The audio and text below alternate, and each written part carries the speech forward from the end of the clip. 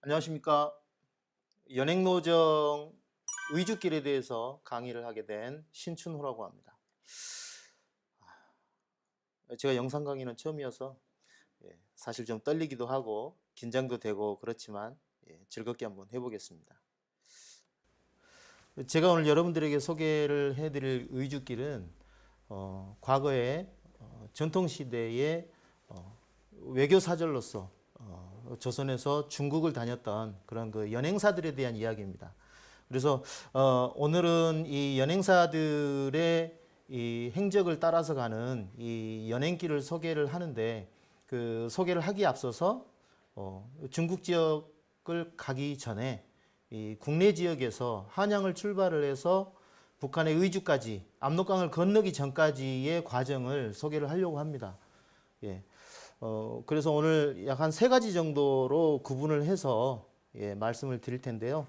먼저 세계로 향하는 길, 연행이라고 해서 우리가 과거에 사신들이 갔던 그런 그 이 외교 사절로서의 그런 그 행위들이 연행이라고 하는 이름으로 실행이 됐는데, 그 연행이라고 하는 제도와 그리고 연행에 참여했던 사신들, 그리고 사신들이 걸었던 길, 그리고 그들이 남겼던 그 기록, 연행록에 대해서 먼저 좀 살펴볼 생각입니다. 그런 다음에 연행사들이 이동했던 국내 구간은 우리 전통적으로 조선의 가장 그 중요한 길이었던 조선의 제1대로 의주길을 이용을 했기 때문에 한양에서 의주까지 이 연행길을 중심으로 살펴보겠습니다. 그리고 세 번째는 오늘날 사신들의 행적이 남아있는 이 의주길 안에서의 그런 그 유물 유적들, 이런 것들을 좀 살펴보겠습니다. 자, 먼저 연행에 대해서 설명을 하기에 앞서서 간단하게 제 소개를 겸해서 좀 말씀을 드리고 싶은 게 있습니다. 여러분들께서 이 방송을 보시면 이 우리 역사 공간에 대해서 관심이 많은 분들도 이 영상을 보실 거라고 생각을 하는데, 여러분들은 평소에 어떤 관심이 있으신가요? 여러분이 갖고 있는 관심이 어느 날 이 관심이 확장이 돼서 뭔가 전문성을 가지게 된다면 여러분들도 특정한 분야의 이 전문성을 가지는 그런 그 이 일들을 할 수 있을 거라고 생각을 하는데, 저의 경우도 약간 그런 면이 없지 않아 있습니다. 그래서 제가 이 연행길을 오랜 기간 다니게 된 그런 그 배경에 대해서 잠깐 살펴보고, 이러한 연행길을 오늘날 어떻게 새롭게 재조명하고 활용할 것인가에 대한 그런 그 생각들을 가져보는 기회로 삼았으면 좋겠습니다. 저는 방송국에서 영상을 기록하는 업무를 담당을 하고 있습니다.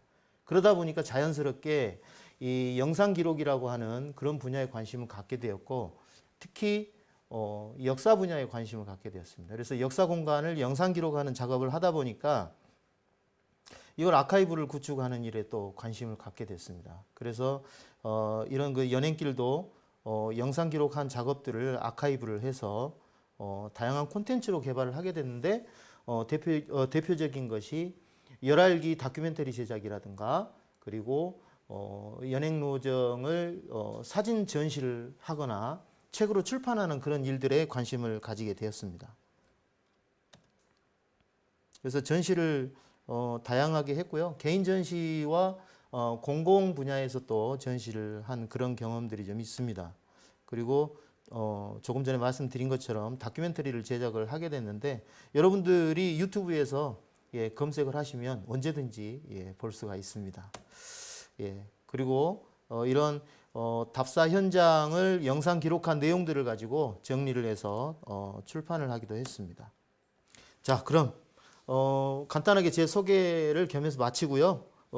본격적으로 우리가 지금 그 공부를 하려고 하는 그런 연행에 대해서 한번 살펴보겠습니다.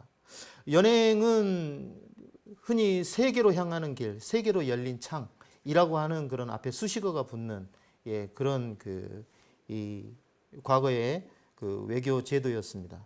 그래서 오늘은 이 연행의 관련된 그런 그 기본 정보들을 알아보도록 하겠습니다. 여러분들은 해외여행을 자주 가시나요? 요즘이야 뭐 해외여행을 가지 않은 사람들이 없을 겁니다. 예, 누구나 다 어학연수를 갈 수도 있고 해외여행은 자유롭게 갈 수가 있습니다. 그렇지만 과거에는 이 해외여행을 한다는 것은 매우 중요한 일이었고 특별한 기회를 얻지 않으면 가지 못하는 그런 이 기회였습니다. 그래서 저는 이 전통시대의 해외여행이기도 했던 이 연행에 대해서 얘기를 할 텐데요. 특히 제가 관심이 있는 분야는 이 사신들이 걸었던 이 길입니다.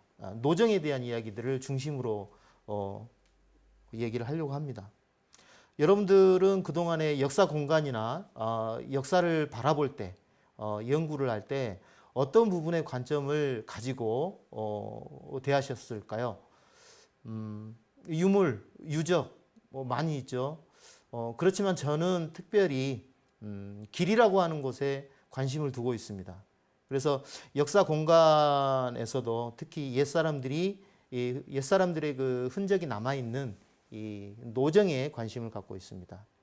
우리가 특별하게 이 역사 공간을 바라볼 때 이런 그 공간이라고 하는 면적인 요소들이 있습니다. 예를 들어서 우리가 점선면으로 역사 공간들을 살펴본다면 점이나 면은 특정한 도시, 공간, 그리고 유물, 유적을 얘기를 할 수 있을 것 같아요. 그렇다면 우리가 특정한 도시에서 특정한 도시로 이동하는 그런 과정들은 길이라고 하는 그런 그 통로를 이용합니다. 그런 길을 이동하는 과정에서도 다양한 유물, 유적을 접할 수가 있죠. 그렇기 때문에 우리가 과거에는 이런 특정한 역사 도시나 특정한 역사 유물, 유적들을 중심으로 우리가 역사를 바라보는 그런 관점이 있었다면 지금은 그 유물과 유적 그리고 도시를 연결해주는 길에 대해서 관심을 많이 갖게 되어 있습니다. 그래서 점, 선, 명과 유물, 유적, 길이라고 하는 것들을 대입을 해볼 수가 있는데요. 저는 특히 길이라고 하는 것에 조금 더 관심을 두고 이 강의를 진행을 해보도록 하겠습니다. 그래서 뭐 지금 말씀드린 내용을 제가 정리한 내용이고요.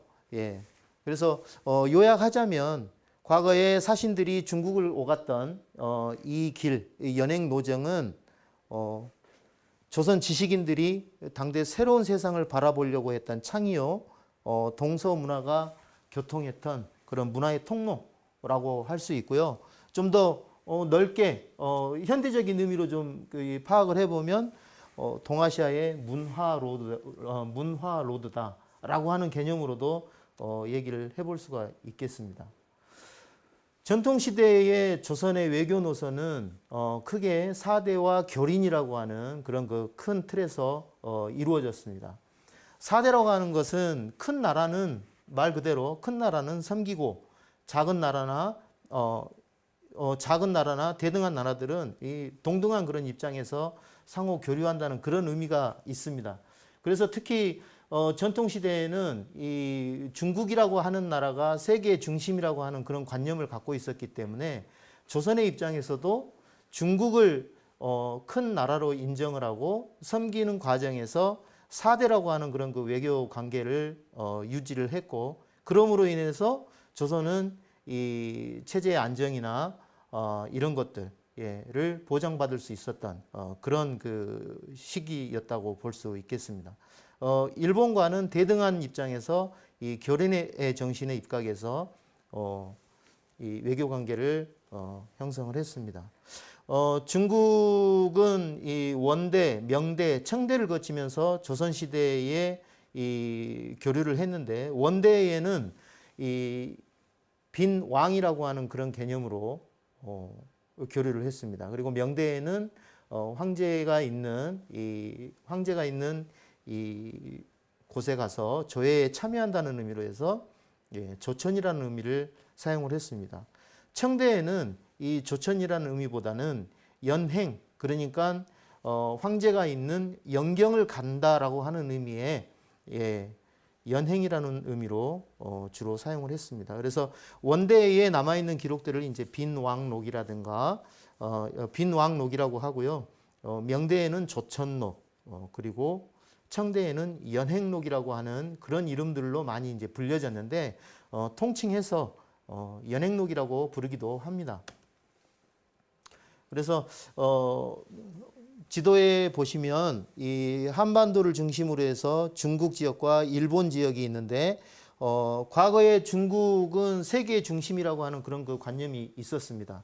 물론 전통 시대에 중국은 유럽으로 실크로드라고 하는 그런 그 오래된 그런 그 이 문화의 통로를 통해서 중국의 문화가 서구와 연결되고 있었고, 일본은 또 해양 문화를 통해서 유럽과 연결하고 있었습니다. 그 사이에서 조선은 이 연행사가 지나갔던 연행노정, 그리고 통신사를 보냈던 통신사 노정을 통해서 세계와 연결하던 그런 시대를 살았습니다. 그래서 조선통신사의 노정과 연행노정은 이 동아시아의 문화 로드다라고 이렇게 얘기를 해볼 수도 있겠습니다. 그렇다면 연행사에 대해서 조금 더 살펴보겠습니다. 조선에서 중국으로 사신을 보낼 때 정기사행과 그리고 별도로 보내는 임시사행, 그러니까 별행이 있었습니다. 정기사행을 절행이라고 하는데 일반적으로 세패사, 성절사, 정조사, 동지사 이런 그 명목으로 보냈고요.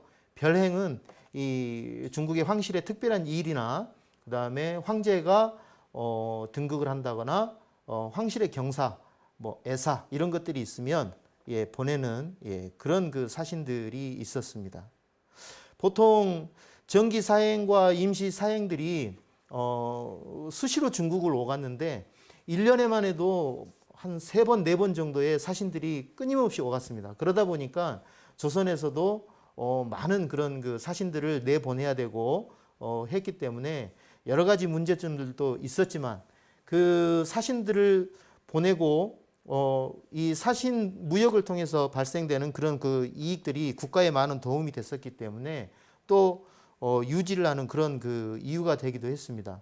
그렇지만 청이 중원을 장악하고 난 이후부터는 1년에 3번, 4번씩 그 유지되던 그런 그 연행 사신들은 동지사라는 이름으로 한 번으로 묶어서 다니게 됩니다. 형식적으로는 그렇게 1년에 한 번씩 가는 삼절 연공사들이 한 번으로 가게 됐지만 또 청나라의 정치적인 격변이라든지 황실의 사정들이 생기면 기존에 해왔던 대로 이 별행들을 별도로 또 보내기도 했습니다. 우리가 흔히 잘 알고 있는 연안 박지원 같은 경우는 본래 황제의 생일을 축하하는 성절사로 보내는 건데 거기에 별도의 또 축하의 의미를 보내는 그런 그 진화사, 정기적으로 가는 성절사에다가 황제의 생일을 축하해주는 진화사의 명목으로 갔기 때문에 성절 진화사라고 하는 그런 이름을 붙였습니다. 연행사들은 중국 지역을 가는데 이 사행길을 오가는데 정말 가고 싶어 했을까요? 가고 싶어 했던 사람도 있겠고 그렇지 않고 정말 가기 싫었던 사람들도 많이 있었을 것 같아요. 요즘 뭐 해외여행 간다고 하면 누구나 다 가고 싶어 하기도 하죠. 그런 분위기와는 전통시대는 많이 달랐습니다. 특히 이 한번 사행이 가게 되면 보통 6개월에서 1년 사이의 기간 동안을 이 조선을 떠나서 해외를 경험하는 거기 때문에 조선의 그런 그 이 풍속이나 이런 거에 맞지 않는 그런 그 해외에서의 경험들이 많은 문제점을 유발시키기도 했습니다. 그래서 중도에 병이 들어서 연행을 하는 과정 중에서 죽음을 맞이하는 그런 사신들도 있었고요. 특히 명청 교체기에는 바닷길로 해서 중국을 오갔는데 바닷길에서 배가 전복이 돼서 해상에서 사고를 당해서 죽었던 그런 그 사신들도 있습니다. 그랬기 때문에 이 사신들이 갔던 이 그 길은 누구에게는 정말 가보고 싶어 했던 이 일생일대의 기회였기도 했지만 누구에게는 결코 내키지 않는 그런 길이기도 했습니다. 그러나 조선 후기에 소위 그 실학자군으로 얘기하는 이 북학파 지식인들 같은 경우는 평소에 동경했던 그런 중국에 가서 중국의 새로운 문물들을 경험하려고 했던 그런 그 인식들이 많이 있었기 때문에 이 연행이라고 하는 것을 일생일대에 한 번 오는 기회이기 때문에 적극적으로 참여를 하려고 하는 그런 그 인식들도 많이 있었습니다. 이 연행사들은 평생을 연행길에서 살다가 죽은 사람들도 있습니다. 병자호란을 거치면서 인조의 셋째 아들이었던 임평대군 유호 같은 경우는 평생 12번이나 연행길을 왔다 가기도 했습니다. 강세왕이라고 하는 인물은 72세의 고령임에도 불구하고 연행길에 참여를 하기도 했습니다. 사신들이 가게 되면 당연히 사신들을 안내하고 인도하고 도와주는 그런 그 아랫사람들도 많이 있었는데 사형의 마두들이라든가 이런 사람들도 평생을 사형길에서 보낸 그런 일들도 있습니다. 그래서 말모리꾼이라고 할지라도 20차례, 30차례씩이나 중국을 오갔던 그런 사람들도 있습니다. 연암의 제자 중에 이희경이라고 하는 사람이 있는데 이 사람은 청나라에 다니는 걸 너무 좋아해가지고 5번이나 다녀왔다고 하는 그런 기록도 있습니다. 지금 보이는 화면은 과거에 1862년에 사행을 갔던 이 사신들의 조선 사신들의 이 사진 자료입니다. 1830년 무렵에 유럽에서 사진술이 발생을 했고 이 사진술이 확대되면서 약 한 30년 정도 후에 연경에서 찍힌 조선시대 사신들의 모습입니다. 우리나라 사진사에서 매우 중요한 그런 사진인데요. 기록으로 이렇게 남아있기 때문에 과거에 이런 사신들의 모습, 역관들의 모습들을 우리가 좀 살펴볼 수 있습니다. 이 사신들이 갔던 곳은, 이 사진을 찍힌 곳은 과거에 조선시대에 우리 조선 사행이 북경에 들어가면 묵었던 이 옥화관이라고 하는 곳입니다. 옥화관은 이 조선 후기에 러시아 사람들이 이 옥화관을 점령을 하고 난 후부터는 조선 사행들이 이제 별도의 공간을 썼기 때문에 가지를 못했는데 이 별도의 공간에 있으면서도 과거에 이 자신들의 선조들이나 이 선배들이 갔던 그런 그 사신 그 숙소들을 둘러보는 그런 그 목적 때문에 옥화관에 갔는데 마침 이런 그 사진을 찍을 수 있는 기회가 있어서 찍혔던 사진입니다. 자, 이런 연행 사신들에 대해서 잠깐 살펴봤는데요. 다음으로는 연행 기록에 대해서 살펴보겠습니다. 수많은 기록이 있습니다. 이 연행을 다녀오고서 나서 그 보고 들었던 그 견문을 남긴 것이 바로 이제 연행록이라고 할 수 있는데 이 사행 기록, 그러니까 이 연행이라고 하는 것, 이 사행이라고 하는 제도가 한 625년 정도 유지가 됐었는데 조사된 바에 따르면은 약 한 1795회 정도의 사행 기록이 있다고 합니다. 우리가 최소 지금 현재 이 보고되고 있는 문건만 해도 약 한 614건 정도가 지금 보고가 되고 있고요. 조선에서 청나라로 보냈던 연행만 하더라도 약 한 500회 정도가 507회 정도가 있었고요. 또 청나라에서 조선으로 보냈던 칙사들의 경우에도 약 한 169회 정도가 있었다고 합니다. 이 많은 사람들이 오갔던 그런 과정에서 남겼던 기록들이 바로 연행록이라고 하는 건데요. 이 연행록을 기록하는 사람들은 이 문자를 아는 사람들은 기본적으로 다 기록을 할 수가 있었겠지만 대표적으로 이 사행의 3사 중에서 이 문건을 기록하는 이 임금에게 보고하는 보고용 문서를 작성을 해야 됐던 그 서장관이라고 하는 직책을 부여받은 사람들이 공식 보고서인 문견사건이라든지 별단이라든지 이런 것들을 작성을 했고요. 역관들도 사역원에 제출해야 되는 수본이라고 하는 이름의 그런 그 견문록을 남기기도 했습니다. 우리 연행사들은 전임자들이 갔던 기록들을 참고해서 역시 다음 사행에 참고를 하기도 했는데요. 대표적으로 연행사들이 가장 많이 봤던 그런 그 내용들이 있는데 김경선이라고 하는 사람이 연원직지에서 연행록의 삼가라고 하는 그런 그 얘기들을 했습니다.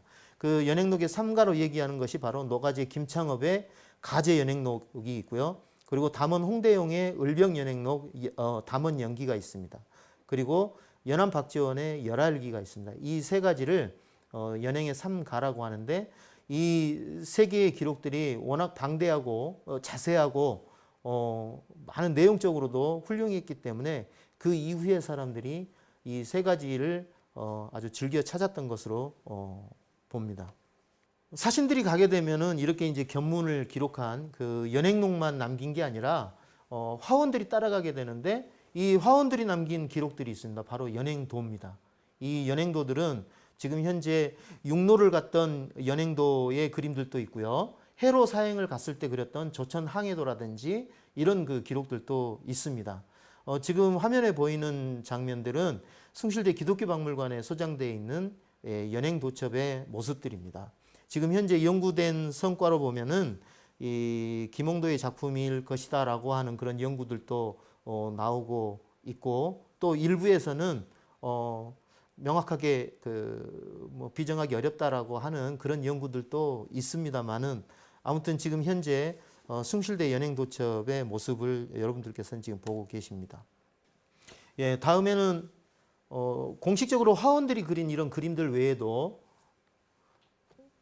사행에 참여했던 이 조선의 지식인들이 중국의 문인들과 교류를 하면서 서로 주고받았던 내용들, 문서들 중에 이렇게 그림이라든지 글들이 많이 남아 있는데 이 화면에 보이는 이 박제가의 초상화 같은 경우는 중국의 저명한 문인 양주 8 괴 중에 한 사람이었던 나빙이라고 하는 사람이 박제가와 교류하면서 박제가에게 그려줬던 이 초상화라고 지금 알려지고 있습니다. 이런 모습을 하고 있었던 것 같아요.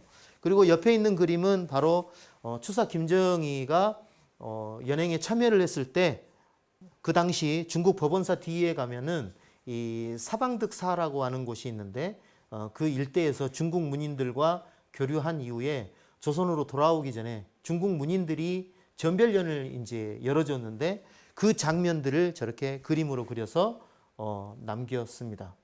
연행 사신 그리고 연행 기록 그리고 연행도에 대해서 살펴봤는데 이 연행 사신들이 이동했던 공간 그리고 이 연행 기록이 써져 있던 그 내용의 그 대부분은 바로 이 연행길이라고 하는 이 노정을 이동하면서 중국 사회의 이모저모를 보고 들었던 것들입니다. 그렇기 때문에 우리가 연행사에 대한 이해도 중요하고 연행 기록에 대한 이해도 중요하지만 우리가 연행 사신들이 실제 걸었던 그 길을 이해하는 것도 매우 중요하다고 생각을 합니다. 그래서 연행 노정에 대해서 조금 살펴보면요. 조선시대에 그러니까 원명청을 거치면서 일반적으로 조선 사행들이 이동했던 공간들은 주로 요동을 거치는 육로 구간입니다. 그렇지만 명청이 이 교체하던 시기에 1600년대 초중반쯤까지 이 한참 요동이 이 전쟁터였을 때에는 이 조선 사신이 북경을 가는 데 있어서 바닷길을 이용하게 됩니다. 이 해로 사행을 약 한 17년 정도 진행을 하게 됐는데 이때에는 해로를 이용을 하기도 했습니다. 대체로 연행 노정이라고 하는 것은 중국 쪽에서 정해진 중국 측이 정해놓은 그 노선을 따라서 이동하는 거고 조선 사신이 일단 압록강을 벗어나서 중국 지역에 들어가면 우리나라 사신들이 마음대로 그 노정을 변경하거나 이럴 수는 없었습니다. 철저하게 중국이 정해진 노선을 따라서 이동을 해야 되는데 이런 것들은 중국의 이 국방 정책과도 연계가 되어 있기 때문에 그렇습니다. 그래서 숙종 5년쯤 되면 1895년, 94년, 95년 이 무렵 마지막 이 연행사가 갔었던까지 육로 노정을 주로 이제 이용을 하게 되는데 그 노정은 바로 다음에 보이는 이 사진입니다. 지금 현재 여기 의주 압록강을 건너서부터 심양, 산해관, 북경을 거치는 이 길이 숙종 이후에 공식적으로 이 노정이 확정된 그런 구간입니다. 한양에서 의주까지는 약 한 1050리, 뭐 기록에 따라서는 약 뭐 1070리, 1080리도 있지만 대략 약 한 1050리 정도로 파악이 되고 있고, 압록강에서 북경까지의 거리가 약 한 2050. 그래서 종합을 해보면 약 한 3100리가 한양에서 북경까지 가는 그 거리입니다. 그래서 돌아오는 거리까지 하면 약 한 6000리, 6000리가 조금 넘죠. 그렇지만 1780년, 1790년 두 번의 열화 사행이 있었잖아요. 이 열화 사행의 거리까지 하면 약 한 거의 7000리 가까운 이런 그 노정을 사신들이 걸었다고 볼 수 있습니다. 이 연행 사신들이 압록강을 거쳐서 북경까지 오가는 이 지리들을 구분하는 그 개념들이 좀 있었습니다. 그래서 사행들은 삼절, 육처라고 하는 개념으로 이해를 하고 있었는데, 삼절은 여러분이 이 지도에서 보시는 것처럼 의주 압록강에서 심양까지를 초절 첫째 마디, 그 다음에 심양에서 산해관까지를 둘째 마디, 그리고 산해관에서 북경까지를 셋째 마디라고 구분을 하고 있습니다. 그래서 삼절, 육처, 그리고 이 삼절 압록강에서 북경까지 이 세 마디로 구분을 했지만 거기 딱 절반 정도 되는 구간이 바로 여기 중간에 있는 13산이라고 하는 곳입니다. 이 13산을 압록강에서 북경까지의 딱 절반 구역으로 인식을 했습니다. 그래서 13산 정도 가면 이제 사행길의 절반 왔구나, 앞으로 절반을 더 가야 돼 하는 그런 이제 지리 개념이 있었겠죠. 예. 그리고 육처라고 하는 곳이 있습니다. 산해관 이전에 압록강을 건너서 산해관 관내로 들어가기 전에 6개의 중요한 도시가 있었습니다. 이 중요한 도시를 육처라고 했는데, 책문, 그리고 봉황성, 요양, 심양, 광영, 금주라고는 이 6개의 도시는 조선 사행들이 반드시 들러서 이 도시를 관장하고 있는 관원들에게 조선 정부에서 보내는 선물과 그리고 문서들도 보내고 했던 곳입니다. 그랬기 때문에 여기에 이 삼절 육처라고 하는 개념들은 이 연행노정 전체를 이해하는 데 있어서 우리가 이 지리 개념을 좀 파악하는 데 참고가 될 수 있는 그런 내용입니다. 자, 그렇다면 사행들은 어떻게 준비하고 갔을까요? 사신들이 준비를 사행을 출발하기 전에 보통 이 사행단을 구성을 하게 되는데, 동지사가 보통 10월 말에 출발을 합니다. 10월 말에 출발을 하기 때문에 사행단은 그 전에 당연히 구성이 돼야 되겠죠. 그래서 지금도 인사 고과에 의해서 이 중앙정부나 각 공무원들의 인사 고과에 따라서 이 인사 결정들이 나게 되는데, 인사 이동이 있게 되는데, 보통 사행단 구성은 1월 달이나 7월 달 정도에 인사 이동이 있었습니다. 그래서 올해 동지사는 아까 제가 말씀드릴 때 공식적으로 가는 사행이기 때문에 매년 가는 순서들이 정해져 있지만, 인사 고과에 따라서 약간 변동은 있겠지만 그래도 연차적으로 가는 순서들이 정해져 있습니다. 그리고 별행, 예를 들어서 갑자기 무슨 일이 생겨서 또 보내야 되는 그런 사행들 같은 경우는 특별한 이제 임무를 또 가야 되니까 또 별도의 사신들이 구성이 됩니다. 그래서 이런 이 인사 이동이 있게 되는데, 도목정사라고 하는 그런 일종의 인사위원회 같은 그런 것들이 이제 생기게 되는 거예요. 그래서 도목정사를 통해서 벼슬아치들의 성적을 평가해 가지고 이 사신들을 이제 선발을 하게 됩니다. 3사를 비롯해서 각각의 그런 구성원들이 결정이 되면 이 3사들은 회동자라고 하는 그런 모임, 그러니까 내가 이제 사신이 됐으면 사신 선정된 사람들끼리 모여서 앞으로 우리 어떻게 준비할 것인지에 대한 논의도 하고 했던 그런 일들이 사전에 있었던 모양입니다. 그래서 사행의 명칭이라든지 규모 이런 것들이 확정이 되면 그 사행의 명칭이나 이런 규모에 맞게 중국 정부에다 보내는, 또 황제에게 보내는 문서의 내용이라든지 문서의 양이라든지 이런 것들, 문서의 급수라든지 이런 것들이 다 또 정해지게 되는 거고요. 그리고 이런 것들은 주로 이제 문서들은 주로 4대 문서는 숙문원이라고 하는 기관에서 주로 작성을 하게 됩니다. 그래서 의정부에서는 사대라고 하는 작업을 하게 되는데 이 사대가 사실은 가기 전에도 중요하고 매우 중요한 건데 주로 이제 삼정승, 육주판서, 그 다음에 이 문서를 작성했던 승문원의 제조들 이런 사람들이 모여가지고 먼저 이 내용 혹시라도 중국 측에서 이 내용을 보고 꼬투리를 잡을 내용은 없는지 아니면은 우리가 뭔가 이 외교적인 결례가 있는 것은 없는지라고 하는 것들을 종합적으로 검토해서 문제점이 있는지 없는지 검수하는 그런 과정들을 거치게 되는데 사신을 떠나기 전에 약 한 3번 그리고 압록강을 건너기 전에 한 3번에서 대여섯 번 정도를 하게 됩니다. 그래서 이런 과정들을 거치게 된다는 것이 있고요. 그리고 또 박물, 거기에 보내는 일종의 조공품들을 포장하기도 해야 되고요. 그런 것들은 주로 호주에서 담당하고 경기 가명에서 포장하고 대부분은 서북 지역, 황해도, 평안도 이런 지역에서 주로 관하별로 할당된 그런 물품들을 이제 준비하고 점검하고 그렇습니다. 실제 그러면 사행이 출발할 때는 어떻게 했을까요? 사원, 숙배 이런 것들을 하잖아요. 하직 인사를 합니다. 하직 인사 숙배한다고 하는 게 하직 인사 한다는 건데 일종의 출발 보고를 임금에게 하고 나면은 모화관이라고 하는 곳에 지금 독립문 근처에 있는 그 과거의 모화관에서 또 한 번 또 사대 작업을 해요. 그러면서 공식 전별련을 합니다. 그래서 국가에서 공식적으로 해주는 전별련은 모화관에서 하고 그 다음에 이제 가족 친지들 그 다음에 하급 관리들 중심으로 하는 전별련은 무학제 바로 넘어가면 홍제원이라고 하는 곳이 있는데 거기에서 또 전별련을 하게 됩니다. 그래서 사신들은 아침에 임금에게 하직하고 나서 모화관에서 전별련하고 홍제원에서 전별련하면 해가 뉘어뉘어 떨어질 쯤 되면 이제 고향으로 넘어갑니다. 그래서 저녁에 고향에서 자든가 아니면 여름 같을 때는 해가 길기 때문에 파주까지 가가지고 자거나 이렇게 하게 됩니다. 그래서 임진강 건너서 이제 북한 지역으로 향하게 되고요. 의주에 도착을 하게 되면 약 한 열흘이나 어떤 긴 경우에는 약 한 2, 30일 머무는 경우도 있어요.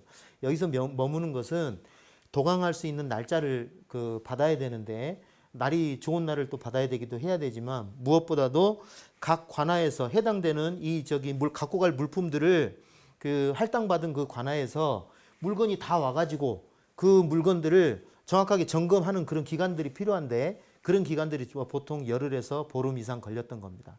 그래서 그런 것들이 다 완성된 이후에 이제 도강 날짜가 정해지면 도강장이라고 하는 장계를 만들어서 중국 쪽의 봉황성장한테도 보내고 조정에도 보냅니다. 예. 그런 다음에 이제 압록강을 건너는 거예요. 그래서 압록강 건너서 책문에 가서 입책 단자를 보내서 들어가는 준비를 해야 되고 심양에 가가지고 또 그 단자를 보내고 산해관에서 단자 보내고 북경 회동관에 도착을 하게 되는 겁니다. 이렇게 해서 약 한 40일 정도가 공식적인 일정인데 실질적으로는 약 한 50일에서 60일 정도 걸렸습니다. 그래서 통상 한번 조선에서 사행이 출발을 하면 짧게는 5개월에서 길게는 10개월, 1년까지 걸린 사람들도 있었습니다. 지금까지는 이제 제가 연행노정에서 우리가 연행을 이해하기 위해서 가장 기본적으로 우리가 좀 알아야 되는 그런 내용들, 연행이라고 하는 제도, 그리고 거기에 참여했던 외교관으로서 참여했던 연행사들, 그리고 그 연행사들이 남겼던 연행 기록물들, 그리고 그들이 걸었던 길, 연행 노정에 대해서 살펴봤습니다.